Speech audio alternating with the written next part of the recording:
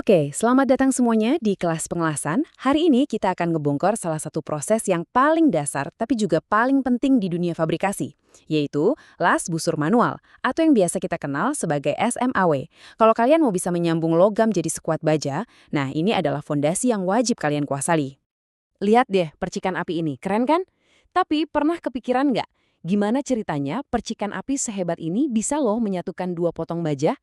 Jawabannya itu semua dimulai dari peralatan yang tepat dan, yang paling penting, cara kita menyiapkannya dengan benar dan aman. Yuk, kita lihat gimana semua ini bekerja.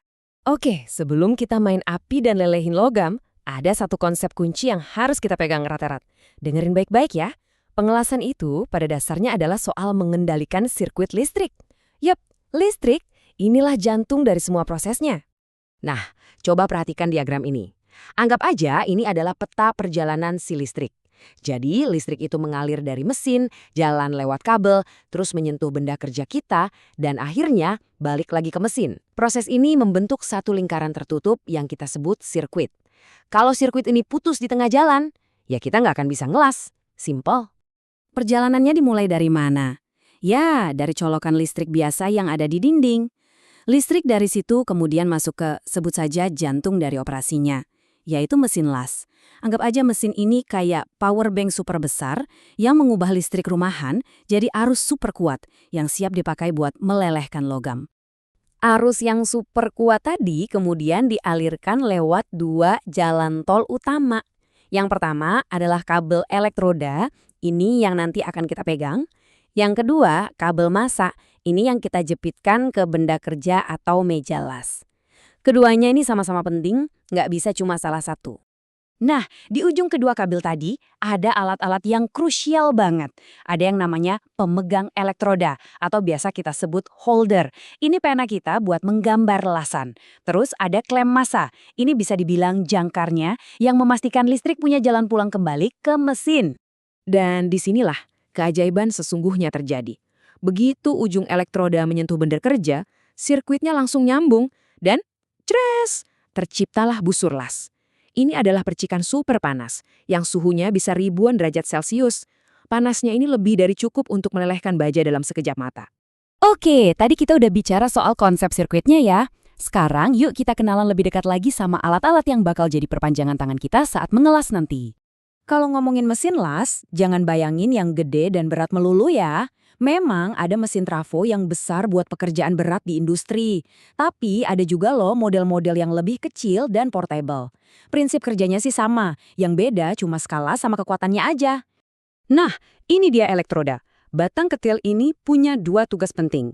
Pertama, kawat inti di bagian dalamnya itu akan meleleh dan jadi material pengisi lasan kita. Kedua, lapisan luarnya yang kita sebut flux. Saat terbakar, dia akan menciptakan gas pelindung dan juga lapisan terak atau slag. Fungsinya buat melindungi lasan yang masih panas dari udara luar biar hasilnya kuat. Sekarang kita bahas holder elektroda. Jadi, poin terpentingnya adalah alat ini bukan cuma buat menjepit elektroda. Perhatikan gagangnya. Gagang itu dibuat dari bahan perisolasi, yang artinya ini adalah fitur keselamatan utama yang melindungi tangan kalian dari sengatan listrik. Penting banget ini. Oke, kita udah kenal sama semua peralatannya. Tapi, tunggu dulu. Sebelum ada satu percikan api pun yang menyala, ada satu hal yang sifatnya mutlak dan sama sekali nggak bisa ditawar. Apa itu? Keselamatan.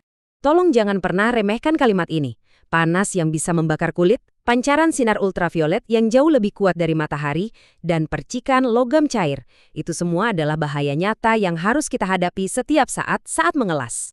Makanya kita butuh baju perang seorang welder. Ini dia alat pelindung diri atau APD yang hukumnya wajib.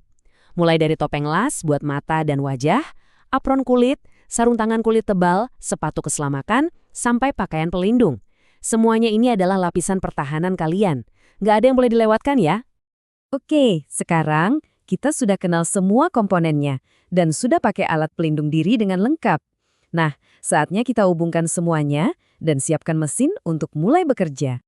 Memasang kabel dengan benar itu penting banget untuk dapetin arus listrik yang stabil. Kalau ada sambungan yang kendor, itu bisa menyebabkan panas berlebih yoh. Nggak cuma bisa merusak mesin, tapi juga bisa bikin hasil lasan kalian jadi jelek. Jadi pastikan semuanya kenceng ya. Nah, urutan ini juga sangat-sangat penting demi keselamatan dan biar kerjaan kita terkontrol. Pertama, atur dulu arusnya atau ampernya sebelum mesin dinyalakan. Kedua, cek lagi indikatornya, apa sudah sesuai. Ketiga, pasang klem massa ke benda kerja. Keempat, baru jepit elektrodanya di air holder. Kalau semua urutan ini sudah dilakukan, barulah kalian siap untuk mengelas dengan aman. Selalu ikuti urutan ini ya. Jadi kesimpulannya sederhana. Pengelasan yang hebat itu dimulai dari pemahaman alat yang hebat. Nah, sebagai penutup, coba kalian pikirkan pertanyaan ini. Setelah tahu semua komponennya, apa sih langkah paling pertama yang akan kalian periksa sebelum mulai menyalakan mesin las? Jawaban kalian atas pertanyaan ini akan menentukan kualitas dan, yang terpenting, keselamatan kerja kalian nanti.